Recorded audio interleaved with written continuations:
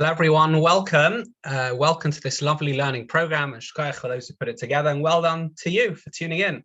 Not always easy to reserve time from busy schedules, but well done that we have the opportunity to learn Torah together, and it's a privilege to be able to share. What are we going to be learning today? So I thought we're going to combine a couple of shiurim on the issue of Lashon Hara. Why are we doing that? Firstly, it's always topical. Speech is always topical.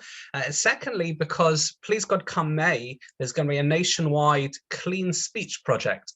Clean Speech Project is at the end of the Omer, the 22nd of May, and it's really going to shine a light on promoting positive speech, avoiding negative speech. It's going to be in schools, in communities, schools doing syllabuses, communities doing events and shiurim, and thank God it's going to be a very, very large project. And we're very pleased off the back of that to offer two shiurim over here about Lashon Hara. Now, the first shiur that we're going to learn together, please God, is are you allowed to speak Lashon Hara about yourself? That's issue one. And number two is it worse to speak Lashon Hara against someone to their face or behind their back? Now, of course, in order to discover any of these, we've got to get some definitions right. Well, firstly, what is Lashon Hara? It's well that we keep repeating this phrase. What is Lashon Hara? Yes, it's very bad, and it had a hand in destroying the second Beis Hamikdash, and it rips people apart and destroys relationships, and it corrupts your speech. But what is it? So Lashon Hara, broadly speaking, is when you speak something that's true, negative, and often harmful against someone else. So if, for example, you would say that such and such a person is a total liar, that would be Lashon Hara. Now, happens to be there's certain cases where you're allowed to disclose information. If you've got a friend that's going into partnership with a person who's a liar, then you would have to tell the friend. Now, even then, you can't embellish, you can't stand to personally gain too much. There are various conditions, 7 of them. But Lashon Hara is where you say that someone did something wrong, negative, that is often harmful. Another example, if you'd say such and such a person ate on Yom Kippur. Now, that wouldn't really have any constructive purpose. It's negative, and it's talking about a sin that they've done. That's another element of it. That would be Lashon Hara. That would be Lashon Hara. Now, Lashon Hara corrupts a sense of speech. Speech is more than just a way of communicating. Speech is what we are as people. We're called a ruach mamala. We're called, the Targum Onkelos translates nefesh chaya in reference to Adam Rishon being created. That Hashem makes us as a nefesh chaya, a spirit that's living. Says the Targum Onkelos, quoted by many, including the Sefer HaChinuch, ruach mamalala. We are a people. We are a species who have the ability to speak. Now, that clearly isn't just functional speech. Monkeys can communicate. It means that speech is something that creates. Speech takes infinite thoughts inside of yourself and expresses them outwards in small packaged words, which means that you're mimicking Hashem. Hashem spoke the world into existence. Hashem created something from nothing. Speech doesn't depend on anyone listening. Speech is a faculty, it's a process, it's a quality in and of itself. And therefore, throughout the Torah, especially the beginning of the Torah, you'll find examples of speech being central. If you think about the snake tempting Chava, that was through speech. We think about Hashem's first communication with the world. He created the world through speech. He communicates to Adam through speech. Each one of these 3 early examples of speech are atypical. They're not standard speech in as much as words coming out of someone's mouth, but they're communication in a broad sense, and they show the creativity or things that are created anew through communication. And therefore, when we speak Lashon Hara, when we badmouth other people, when it's true, especially, is particularly harmful. Now, there's another prohibition if you're lying, but denigrating someone when it's true is particularly harmful. You're using speech in order to harm someone. That is a corruption of your value as a person. That is the corruption of speech in general. And therefore, there's loads of mitzvahs involving speech. Loads of them. If you think about davening, if you think about vidui, even tshuva and vidui we do through speech, confession. You could probably name about 10 mitzvahs, brachas through speech, and benching through speech, and various different elements of things that are done through speech. Very, very kiddush, havdalah, very powerful mitzvahs that are both positive and some negative through speech. So let's start with our sugya today and see if I can share my screen over here. And that is, the first one is, may I speak Lashon Hara about myself? So here you can see, hopefully, the source sheet, the Makara sheet.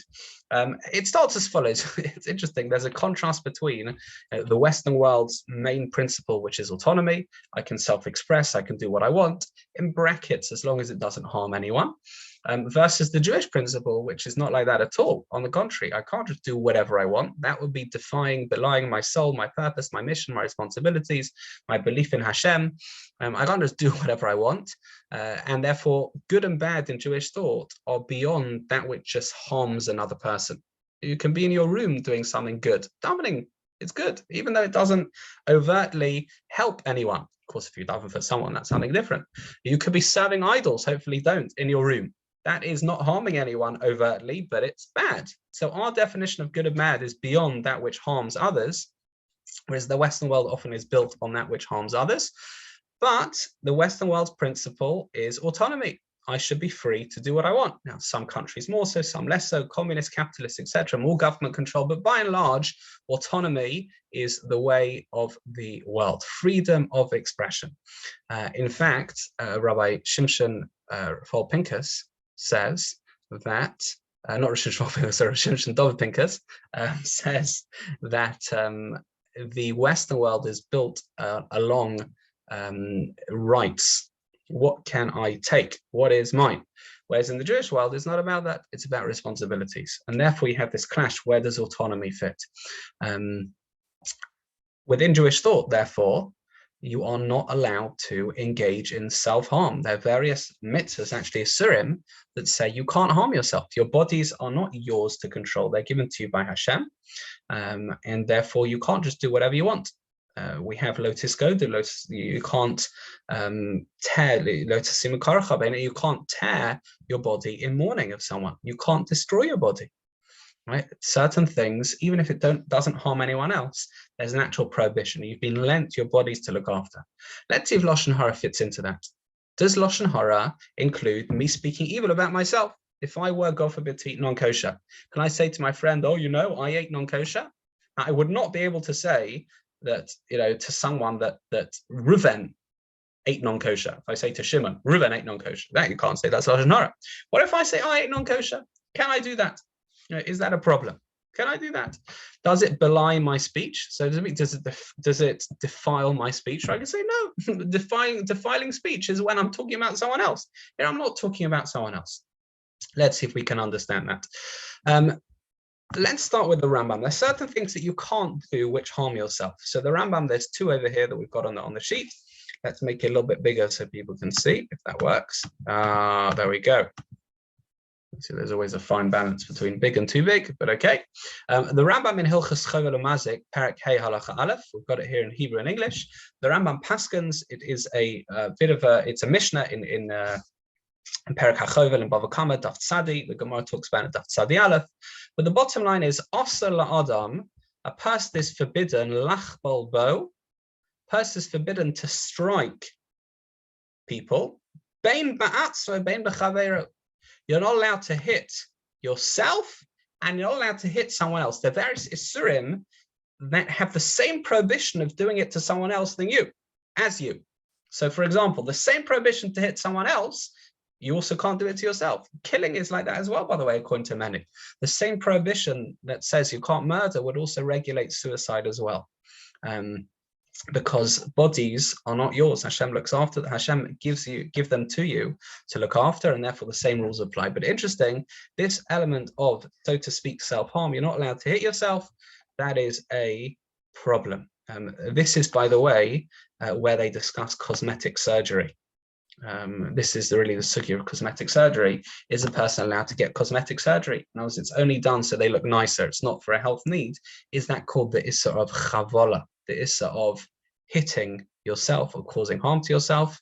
Or do we say no, hitting is only when it's done in the context of something that is purely to create harm? Here it's not. Cosmetic surgery is not, you're not doing it to harm. It may hurt in the meantime, but you're not doing it for harm. I mean, vaccines also hurt in the meantime. Of course, they have a long-term good. And therefore, that's what they talk about over here. You're not allowed to hit yourself. But again, the point for us is that you see that there's certain things you're not allowed to do to yourself. Similarly, the Rambam in Hilchos Deis is very strong on this, based on Rebbe Eliezer HaKappa, who says that someone who's a Nazir is a sinner. because they are refraining from too much, they're abstaining from too much. There's a general debate. The Ramban understands that in one context, the Rambam in another. There's a kliyaka. There's lots of in terms of defining a nazir. But the Rambam paskins v'asru chachamim. The rabbis forbade shehei adam masagef atzmai batanis. The rabbis said no tanis, no tanis. What that means is you can't mortify yourself. You can't damage yourself by fasting beyond anything that's necessary. Now, we do have fast days in the year. They're appropriate. They're for certain reasons. They're fine. We also have a concept of a tanis chalom, not so common nowadays in only specific dreams. If you have a particular bad dream, which looks like it will have a particular outcome, again, specific dreams, not for now, and I'm sure they're experts in this topic, there was normally a fast. In fact, a tanis chalom is normally a private fast that you could even do on Shabbos. Again, the point being that there's certain things you're not allowed to do even to yourself. What about Lashon Hara? Is that considered harming yourself? Now, on the one hand, you may say, well, yes, just like you can't hit yourself, you can't ruin your reputation. It's also harming yourself. On the other, you could argue, well, harming yourself was only because Hashem gave you your body, you have to look after it. It's about physical harm. But if you want to ruin your reputation, go for it. You remember the fellow who owned the jewelry shop? I've forgotten his name now. The jewelry chain. He ruined his business in 10 seconds because of a speech he gave saying that all his stuff was rubbish and it was no good, and he knocked millions off his wealth. Maybe you're allowed to do that. I don't know. Let's have a look. Says the Chofetz Chaim in his Sefer Chofetz Chaim, Hilchas Lashon Hara, really effectively. It's the end of the first halal. Listen to this. Says the Chofetz Chaim, but you should know. I've got the Hebrew up here and the translation below it. You should know. Even if within the derogatory statement, that you're talking about a friend, he's talking about a case where you say, Reuven, you're talking to Reuven, I saw Shimon eat non-kosher. But you know what? You know why I saw Shimon eat non-kosher? Because I ate non-kosher with Shimon. Says the Chofetz Chaim, the fact that you're talking about yourself as well doesn't allow you to say it about Reuven. The fact that you also ate non-kosher, about Shimon. The fact that you ate non-kosher with Shimon doesn't mean you're allowed to say it about Shimon. Even if you started off talking about yourself, you say, by the way, you should know, I ate non-kosher. Oh, and by the way, so did Shimon. Even that is a problem. You're still a slanderer. So you see from the Chofetz Chaim, again, let's follow the logic. Chofetz Chaim is saying, if you speak about someone else, you can't say, well, I'm also speaking about me, and therefore it's okay. Implication being, if you only spoke about yourself, it would be okay. That's what it sounds like over here. The problem is, not a problem, there's a very well-known story about the Chofetz Chaim himself. It's quoted in Sefer Tnuat HaMusa. I'm going to stop sharing the screen because it's got it in English, but I want to tell it to you. It's a beautiful story. Many people know it, but I think it's a lovely and very powerful one. What is the story about the Chofetz Chaim? The story about the Chofetz Chaim is as follows. The Chofetz Chaim was traveling on a train to his hometown, which we all know is Radin. Absolutely Radin.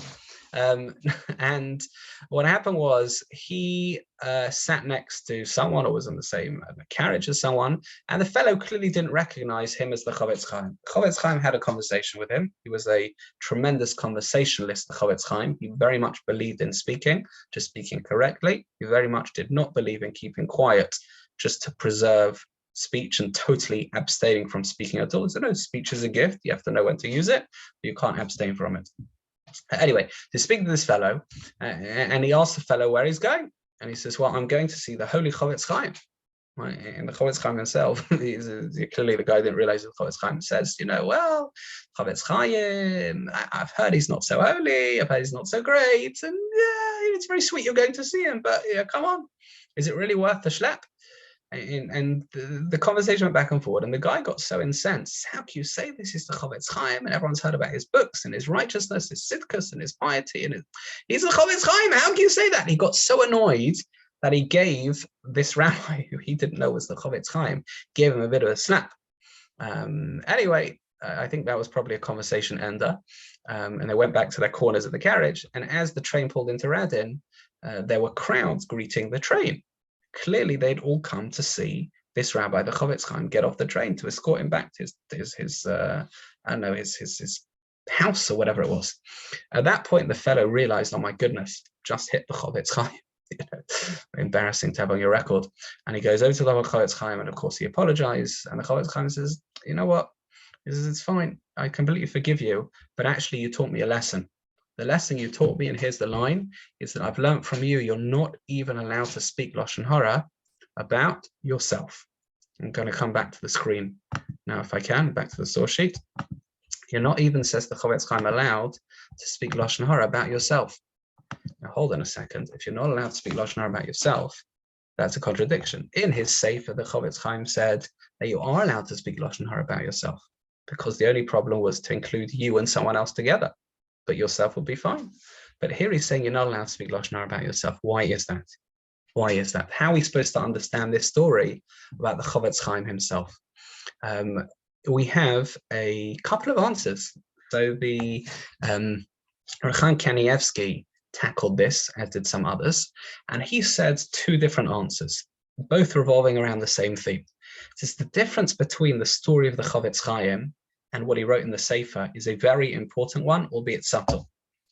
In the case of the Chofetz Chaim on the train, the fellow who was listening didn't realize that the Chofetz Chaim was speaking about himself. He hadn't disclosed his identity. In other words, when is it okay to speak about yourself, Lashon Hara? Only when the fellow who's listening knows it's me. He knows I'm speaking about myself. But the Chofetz Chaim on the train, he never said, it wasn't clear that he was the Chofetz Chaim. Why would therefore that be a problem? So two issues. Number one, says Rechan Kanievsky, there's the issue of chashad. Chashad is a little bit like Maris Ayin, but chashad means that the other guy will suspect that I'm speaking Lashon Hara. Chashad is a concept we have across halacha. For example, the Gemara says, really, if you have a house with two entrances and you can't see one from the other, it's not apparent they're not right next to each other. On Hanukkah, you probably have to light two separate candles, one in that entrance or one in that, because they'll think that you didn't light Hanukkah candles if they only see one entranceway. Now, nowadays we light it inside anyway. Most of us are chutzaret, so therefore that doesn't apply. But nevertheless, the chashad element is apparent. It's not a new thing with regards to Lashon Hara. And therefore, since the guy doesn't know it's you, therefore chashad, you're not allowed to speak it. You're not allowed to speak it. By the way, the option could also be the Chofetz Chaim was just, in order that the guy shouldn't feel bad, the Chofetz Chaim was saying, I learned that you can't speak Lashon Hara about yourself, but the Chofetz Chaim is an honest person, of course, and presumably he was trying to say halacha, and therefore it's chashad. Now, it's interesting because we're talking about Lashon Hara, and we're saying that the Chofetz Chaim may have done something wrong. Of course, he allowed the story to be published, or at least allowed to get out, like the stories in the Torah talking about someone doing something wrong. We're allowed to say it in order to learn from it. That's option number one. The reason why you can't speak Lashon Hara about yourself in a case where the person doesn't know it's you is because of a chashad that he thinks he's listening to Lashon Hara. The other answer is a very interesting one, is that Rechan Kanievsky also says that it could be that it's not just the chashad, it might be worse. It's not the issa on the speaker, because you can speak about yourself, it's within your rights. But there's an issa on the listener to listen to Lashon Hara, that we know in general as well, but particularly this, because the listener thinks it's Lashon Hara, and therefore it is a problem to listen to it. That's a remarkable chiddush. How so? It's called a shema shav. And one of the isurim of Lashon Hara, there are quite a few, but on the listener, is that lo sisa shema shav. Let's learn it together. Va'over nami, says the Chofetz Chaim, when he lists all the prohibitions of Lashon Hara, va'over nami hamasaper hamakabel, the person who speaks or accepts the Lashon Hara as fact is transgressing the prohibition of lo sisa shema shav. You're not allowed to bear a false report. Sisa means to carry. You're not allowed to bear a false report. Says the Rechan Kanievsky, since the listener didn't know that the speaker was speaking about himself, as far as he's concerned, as far as the listener goes, it's a false report. In other words, the standard of whether or not it's a false report is not determined by the speaker, it's determined by the listener. And therefore, when the listener doesn't disclose that it's him he's talking about, it's called a shema shav, and therefore, says Rechan Kanievsky, it could be that's a proper prohibition of listening to such Lashon Hara. What comes out of all of this in terms of speaking Lashon Hara, you shouldn't do it. You shouldn't do it about yourself. You shouldn't brazenly talk about sins you've committed. But if you do so, in terms of you, it's not a problem. The only issues are chashad. People may think you're speaking Lashon Hara. And number two, it could be a problem for listener if you don't disclose who you're speaking about. That is in terms of shir number one. It's just amazing, or element on. It's amazing how sensitive we are with regards to Lashon Hara, that it could be even a problem to speak in a way that might be about myself, but not disclosing. It's amazing how sensitive we are. We need to be Lashon Hara. One of the other halachas about Lashon Hara is avak Lashon Hara. If you say something good about someone, or to an audience about someone, and you know that someone in the audience doesn't like them, and you know they're going to respond, whether to you or later to their friend, nah, the guy you were talking about, he's not a good guy. He's not. I know the speaker said he was a good guy, but I know that he's not. That's a problem. Avak Lashon Hara means you're causing Lashon Hara. It's amazing how sensitive we have to be. So let me share with you the second part of our share this morning. And that is the following. Is it worse to say Lashon Hara to the person's face or behind their back? Let's see if we can make it a bit bigger. Not the Lashon Hara, just the sheet. Is it worse to speak Lashon Hara to the person's face so he knows, or behind the person's back? Now, of course, ideally don't speak Lashon Hara at all, but if you are, this is what the Chavetz Chaim says. He says, Kama Gadol is a Lashon Hara. It's the Chavetz Chaim, Klal Gimel, Halacha Aleph. Kama Gadol, how bad is it to speak Lashon Hara? Sasrata Torah, Afilat Emes B'chol Gavni. You can't even speak Lashon Hara if it's true. Not only if he guards himself and he says he's careful to say it only in private, and he says to the other fellow, he says, you know what, don't tell anyone. Right? Come on, that doesn't help. It's still a problem. You can't be the one to speak Lashon Hara. Or listen, you're called someone who's cursed that you have hit your friend in private. In other words, he doesn't know that you're bad mouthing him. And I feel in the even if you would say to yourself, look, the Torah says it's a curse on someone who damages someone in private. I hurt someone in private. But me, even though I am doing it behind his back, I'm bad mouthing Shimon because I'm speaking to Reuven. Right? But I do it to his face as well. Maybe that's okay. Of course, it's not okay. By the way, just to think about this conceptually, the Chavetz Chaim says, if you've got me telling Lashon Hara to Shimon about Reuven, I've actually damaged three relationships. The relationship between me and Reuven is gone because I'm bad-mouthing him. The relationship between Shimon and Reuven is gone because Shimon's now hearing bad things about Reuven. And the relationship between me and Shimon is also gone. Maybe not immediately, but Shimon is thinking to himself, hold on a second, this fellow is telling me about Reuven, all the gossip telling to me, well, I can't trust him. Maybe tomorrow, since he's a gossiper, he's going to say bad things about me to someone else. So you lose your social credibility in that way as well. Anyway, there's even if you think to yourself,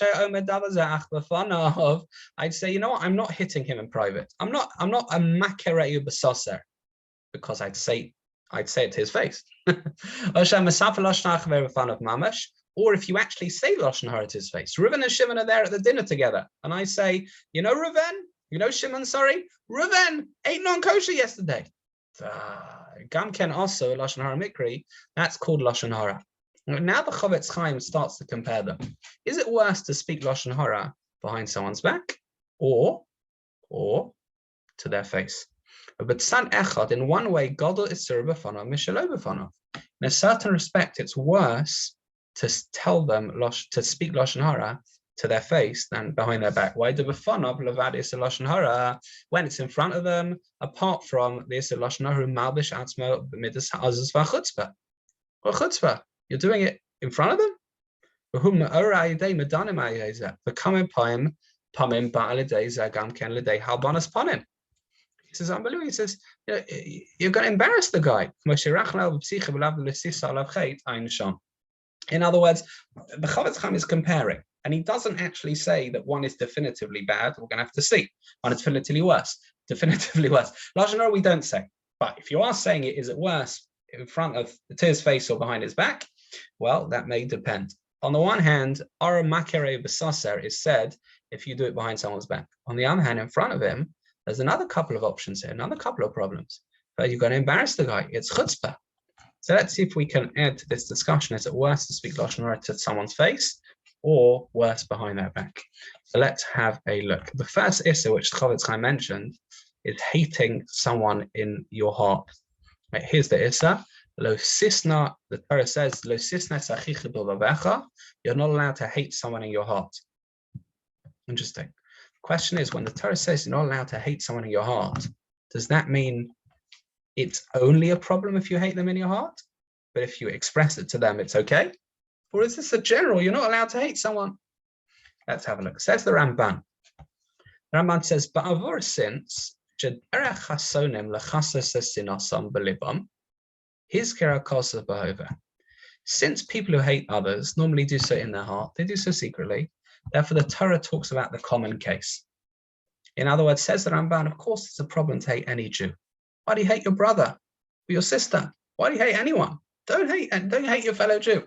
The Torah couches it in terms of don't hate them in your heart, because you normally harbor that in your heart. But of course it will be a problem if you tell them I hate you as well. It's still a problem if you reveal it. Contrast that with the Sefer HaChinuch.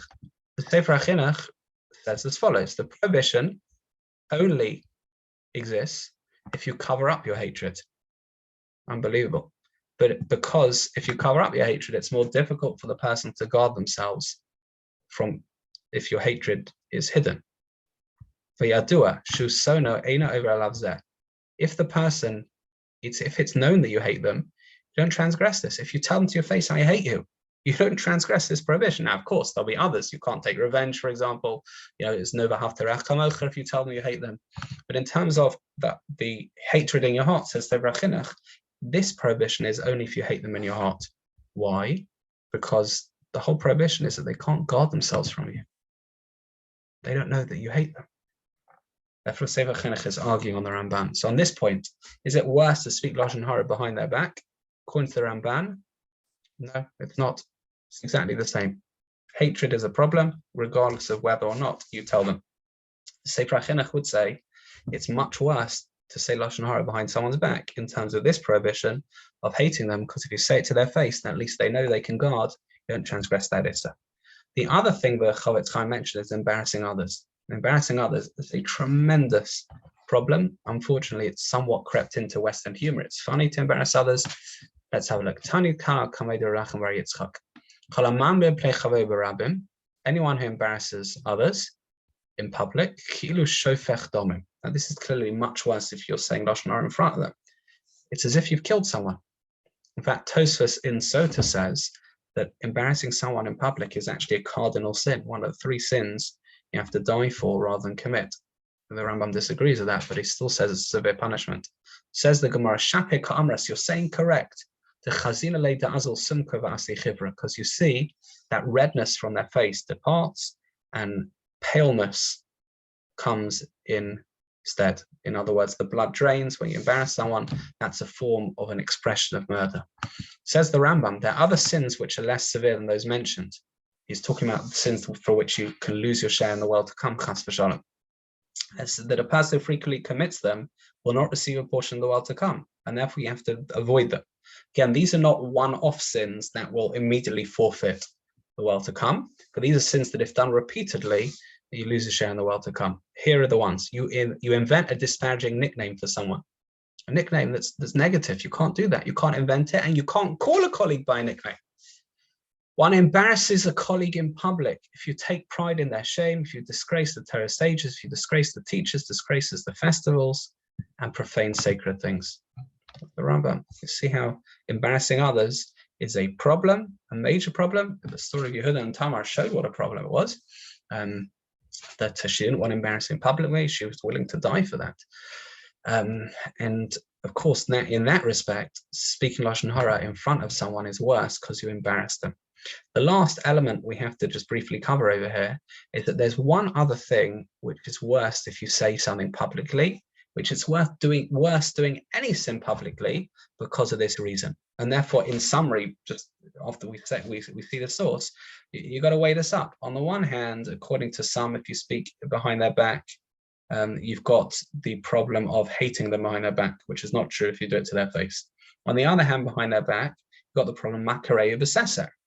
But on the other hand, if you do it in public, when we see this Rambam is a problem, contravention of this Rambam of speaking about sin in public, and you've also got embarrassing someone.